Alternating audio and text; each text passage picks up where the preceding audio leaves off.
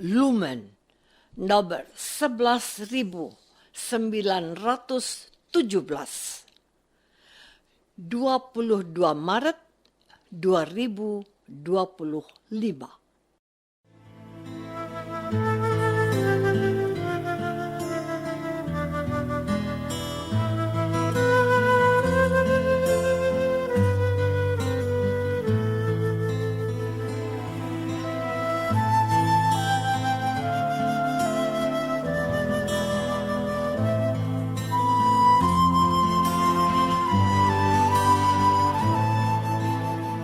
Saudara pendengar di segenap penjuru tanah air, selamat bergabung dengan Lumen Indonesia. Lumen Indonesia, siap melayani Anda setiap hari. Saudara terkasih, marilah kita bersatu dalam Tuhan kita Yesus Kristus yang tidak berubah dahulu, sekarang, dan selama-lamanya. Allah Sang Maha Rahim mengasihi dan menerima sebagaimana adanya kita. Allah Bapa kita di surga senantiasa bersedia menolong, menghibur, dan meneguhkan kita dalam menghadapi segala permasalahan hidup sehari-hari.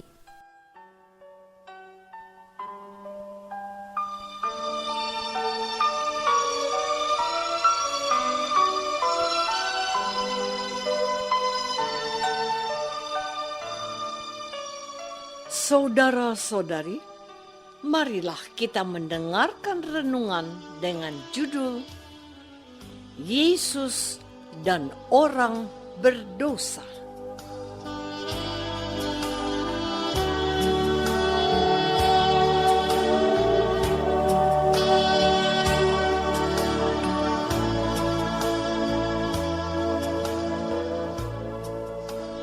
Yang berdasarkan pada Injil Lukas bab 15 ayat 1 dan 2.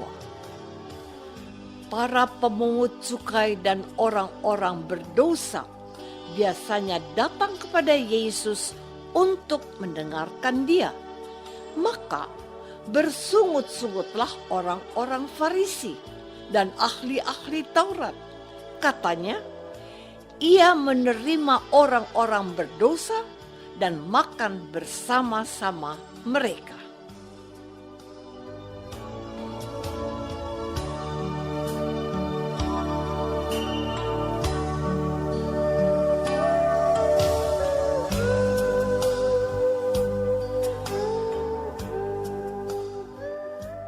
Dalam nama Bapa dan Putra dan Roh Kudus.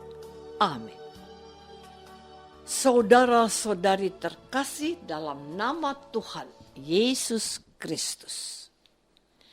Pewartaan liturgi gereja hari ini menampilkan satu dari 3 perumpamaan Yesus.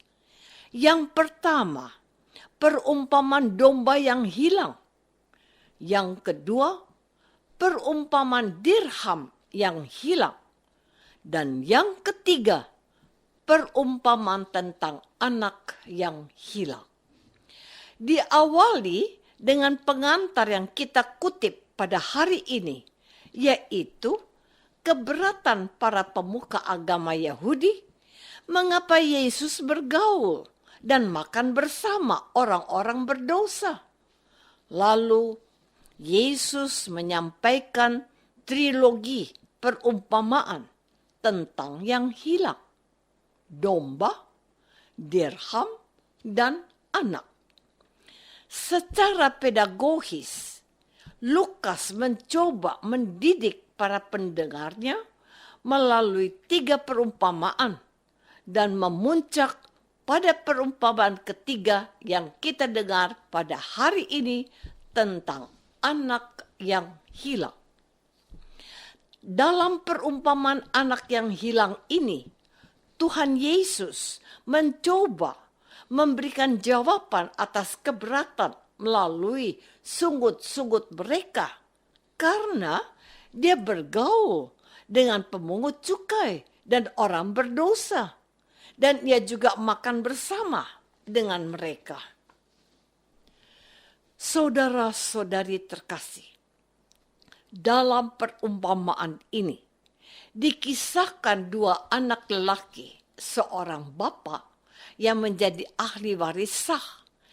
Anak bungsu meminta haknya kepada bapaknya, sekalipun bapaknya masih hidup. Bapaknya tidak keberatan dan mengabulkan permintaannya. Anak itu pergi meninggalkan bapaknya, lalu hidup dalam gelimang harta yang diperolehnya, dan akhirnya bangkrut dan kehabisan kekayaannya. Menarik untuk diperhatikan bahwa anak bungsu ini akhirnya menyadari kemewahan hidup bersama bapaknya. Tapi sekarang dia kekurangan dan kelaparan. Lalu ia ingin kembali kepada bapaknya dan mau minta diterima kembali, sekalipun hanya menjadi salah seorang upahan bapaknya. Di luar dugaan si anak bungsu, ketika ia pulang, bapaknya telah melihatnya lebih dahulu. Bapaknya sangat bahagia, lalu memerintahkan memberikan sambutan yang istimewa, mendandani anak bungsunya itu, dan mengadakan pesta besar karena hatinya yang bahagia karena anaknya sudah kembali ke rumahnya.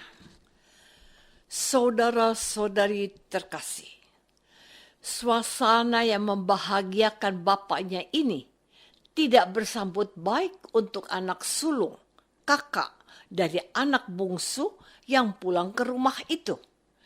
Anak sulung itu protes kepada bapaknya. Katanya, telah bertahun-tahun aku melayani bapak dan belum pernah aku melanggar perintah bapak. Tetapi kepadaku belum pernah bapak memberikan seekor anak kambing untuk bersukacita dengan sahabat-sahabatku.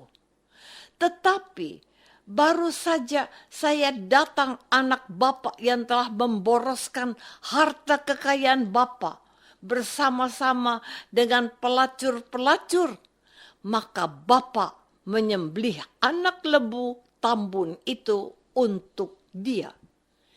Inilah gambaran sesungguhnya protes orang-orang Farisi dan ahli-ahli Taurat yang ditujukan kepada Yesus yang menerima dan menyambut para pendosa dengan makan bersama dengan mereka.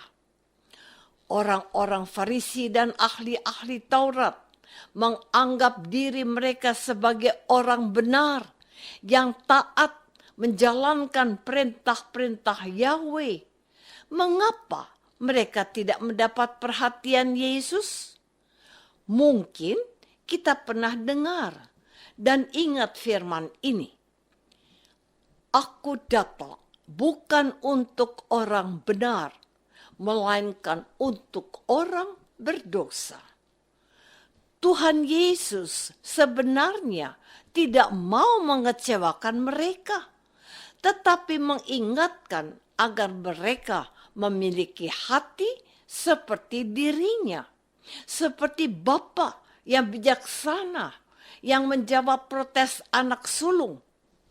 Katanya, anakku, engkau selalu bersama-sama dengan aku, dan segala kepunyaanku adalah kepunyaanmu.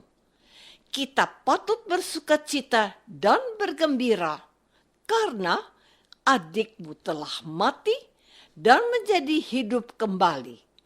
Ia telah hilang dan didapat kembali. Saudara-saudari terkasih, mengapa orang-orang ini bersugut-sugut karena Yesus bergaul dengan orang berdosa? Mereka mempunyai hak dan harus diberi kesempatan untuk bertobat dan memperbaiki diri menjadi orang baik, orang yang hidupnya berkenan kepada Tuhan.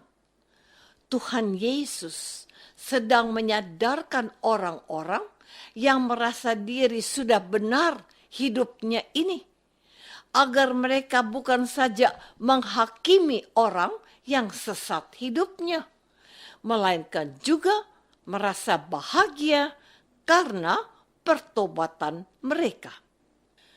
Dalam perumpamaan yang pertama dan kedua tentang domba yang hilang dan dirham yang hilang, dikatakan, demikianlah juga akan ada sukacita di surga, satu orang berdosa yang bertobat. Orang-orang Farisi dan ahli-ahli Taurat itu kehilangan rasa bahwa perlu mengalami kebahagiaan karena seseorang yang tadinya jahat lalu menjadi orang baik. Orang yang tadinya pendosa menjadi orang yang saleh dan suci. Mereka hanya memikirkan dirinya sendiri, bahwa mereka sudah baik, orang lain yang berdosa. Mengapa harus diperhatikan? Itu bukan watak Yesus. Itu bukan hati seorang bapa yang ada di dunia ini, melainkan hati seorang bapa yang tidak menghendaki seorang pun dari anak-anak itu hilang. Marilah kita bahagia karena ada saudara kita yang berdosa bertobat.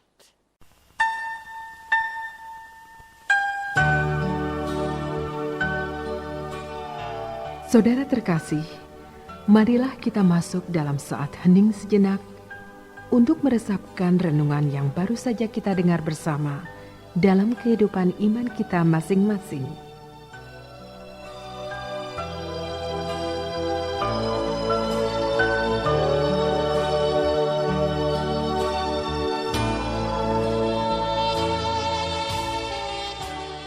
Apakah aku menyadari harus bertobat dan membantu sesamaku menjadi orang baik? Marilah kita berdoa. Bapa yang maha baik, Putramu Yesus menunjukkan wajah kebapaanmu kepada kami yang menghendaki setiap orang diselamatkan. Bantulah kami untuk bertobat dan menolong mereka yang tersesat kembali kepadamu. Demi Kristus, Tuhan kami. Amin. Semoga kita semua selalu dinaungi dan dibimbing oleh berkat Allah yang Maha Kuasa. Dalam nama Bapa dan Putra dan Roh Kudus. Amin.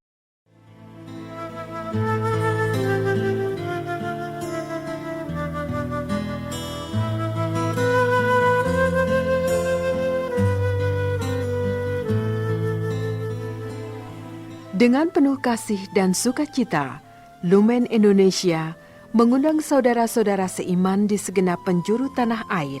Sekiranya ada tanggapan ataupun saran, kirimkan surat Anda ke Lumen Indonesia. Terima kasih atas perhatian Anda. Sampai berjumpa lagi dengan Lumen Indonesia pada waktu dan gelombang yang sama esok hari.